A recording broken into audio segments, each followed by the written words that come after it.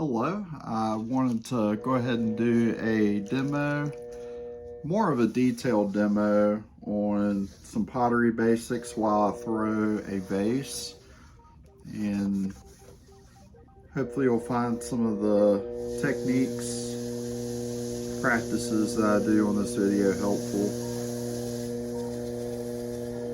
But for those who have the time, I wanted to make a longer video. That way you can watch closely on what I do while I'm throwing. Because I know just being able to go at a slower pace helps a lot of people, especially me. Alright, so I already done wedged my clay, so I'm going to go ahead and get started here.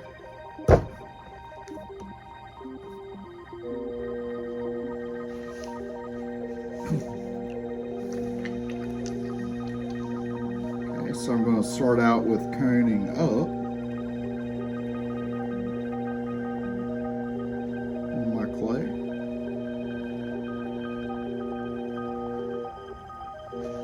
You always want to keep your hands wet so that way it doesn't grab onto your hand and knock your centering off kilter when it comes to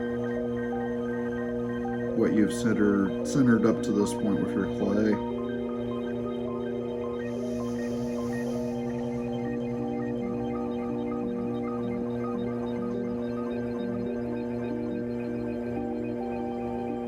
Okay. Now once you got your clay centered, I generally use the meat of my hand here to push down on the clay. Push down towards the center.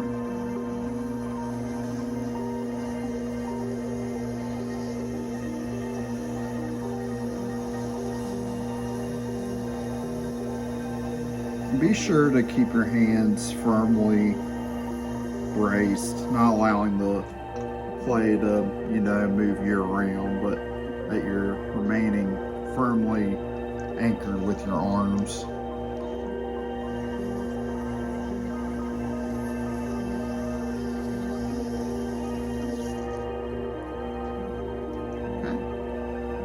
I'm going to start opening up. I usually use my middle finger to open up with. It's not the right way, it's just whatever works best for you when it comes to opening up, which fingers to use. Just be sure you do leave room at the bottom. That you leave, I'd say at least an inch of clay at the bottom. That way you don't go through your pot when you're trimming. Okay. I'm going to go ahead and pull up. And while I'm pulling up, I usually use these fingers right here. And I kind of meet these fingers both sides while I pull up. So I'm kind of meeting the fingers together when I'm going in and pulling up.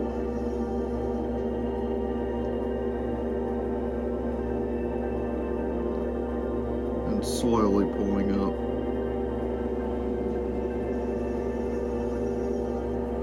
And with making this vase, I'm starting out with making a cylinder.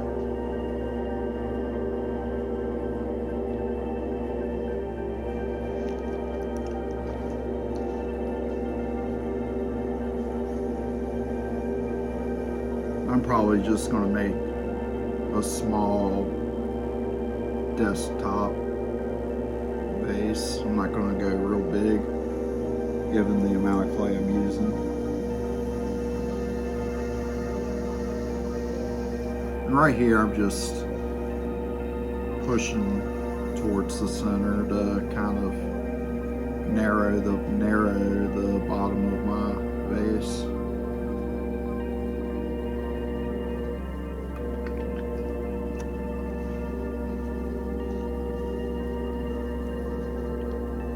Pull up some more. And what I'm going to do is I think I'm going to start ballooning out on my vase.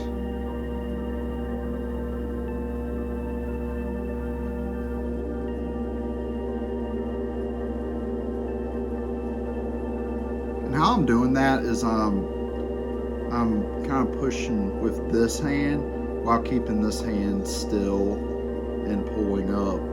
And I'm just kind of doing this motion. So again, I'll show you. So I'm pulling up with this one, keeping this one in the same position while pushing. So.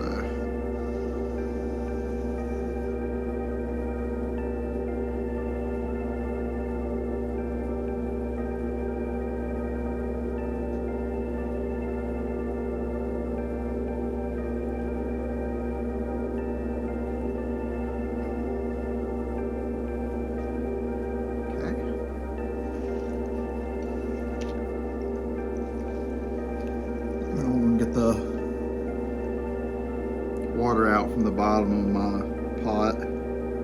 You don't want to keep water sitting at the bottom, because as it dries, or if it sits, it'll crack the bottom of your pot as it's drying. So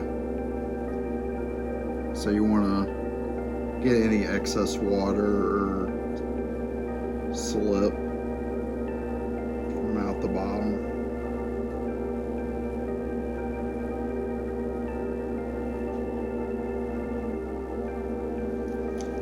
Okay, so what I'm going to do next is I'm going to close in the top. And how I do that is I usually use the meat of my palms. And I just slowly kind of cup the top and slowly push. The main thing is just making sure that your hands are having all points of contact on the pot, like pretty much making contact on all around the pot, all around the rim. So now I'm gonna pull up some to give it more of a neck on the vase. So that's what I'm doing right now.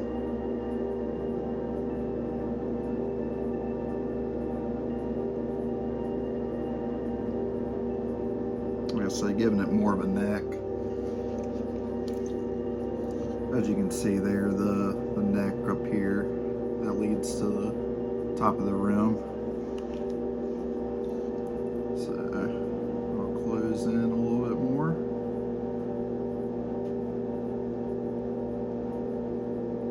Give it more hourglass shape, giving it more elegance.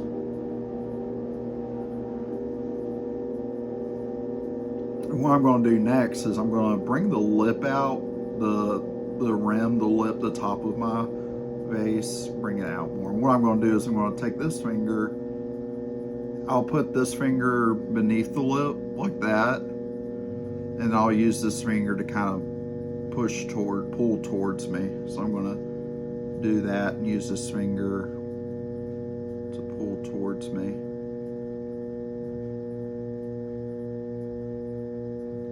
Okay.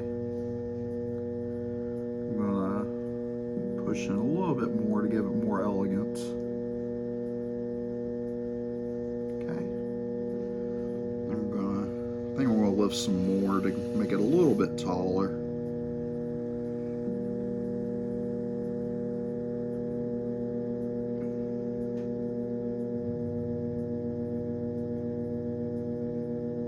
And as you're pulling up, you may lose some of your robustness or some of your spherical shape, and that's okay. You can go back and balloon it out, push it back out again. This is just mainly to get more height to my vase. You may lose some of the neck too, and that's okay as well. You can go back with pottery. When you're throwing, you can make it always, until you mess up, of course, you can make adjustments when needed. finish.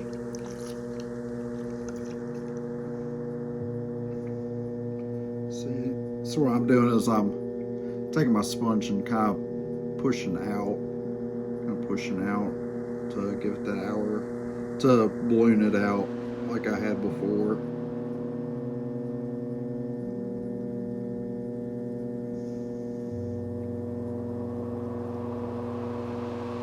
Okay, I'm gonna do it again.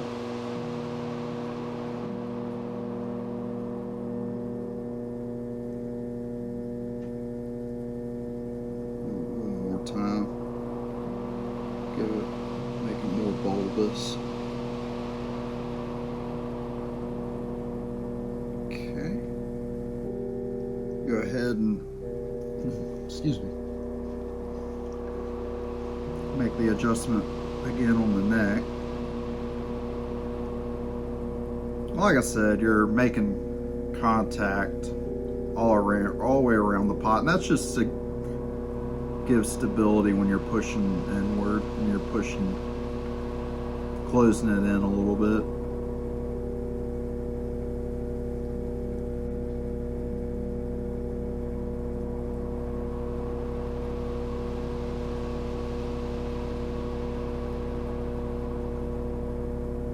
Okay.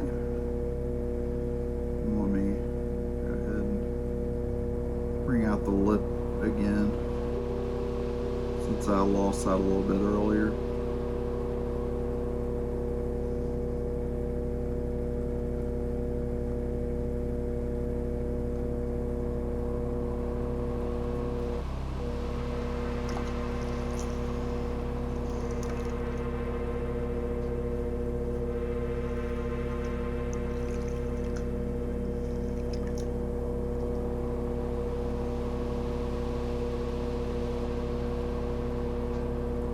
You'll build up some slip or slurry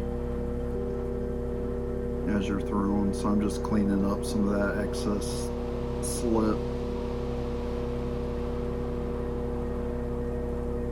that's collected on my pot after pulling and making adjustments.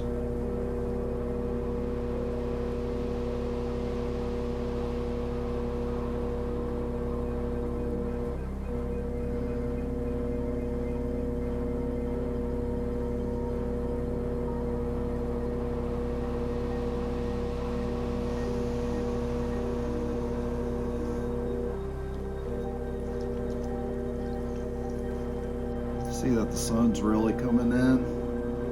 Hopefully you can see what's in the video. It's really coming in through the window in my studio.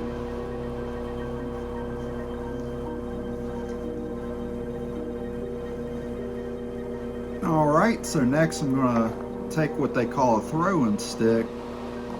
I'm going to do what they call bevel the bottom, and that's essentially cleaning up the bottom, giving it more of a narrow base. So that's what I'm going to do now. And you're going to come in at an angle.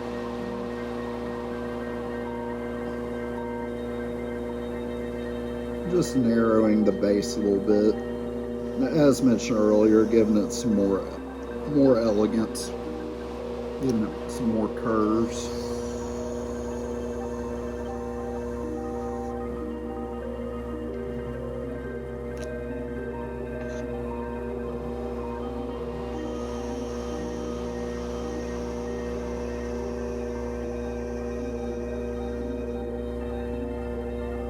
Slowly coming up, keeping my hands firmly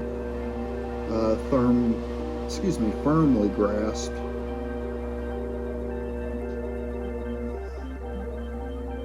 There we go.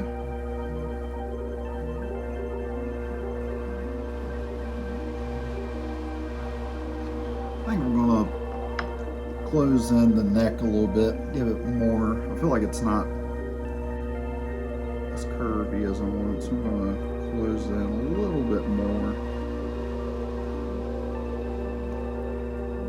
Definitely want to give it some elegance, some curves. So I'm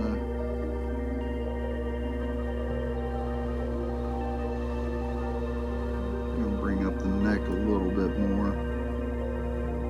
Give it a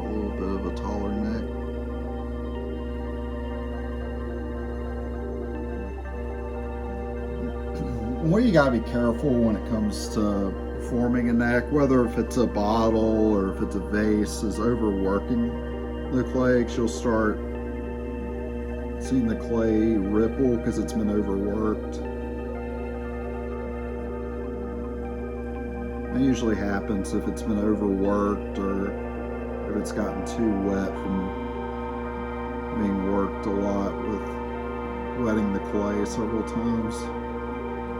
So you kind of gotta be careful with that. Alright, I think we're about to conclude with this pot. Let me just clean it up again.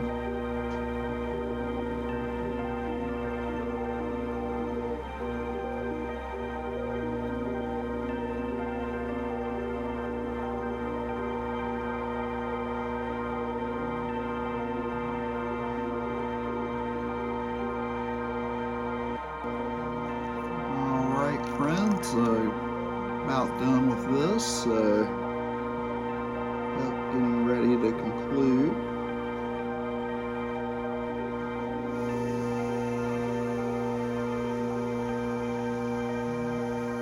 Just cleaning the bottom of my wheel, or cleaning my wheel. Go ahead and bevel the bottom. That's just so that way have a place to stop when you're glazing and creating a separation between the base and the pot, where the pot's sitting.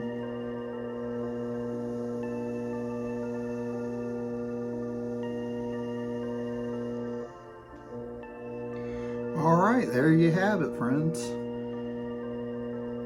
Thank you for watching, and I hope you found some of the basics and techniques used in this video helpful. So thank you so much, and good luck.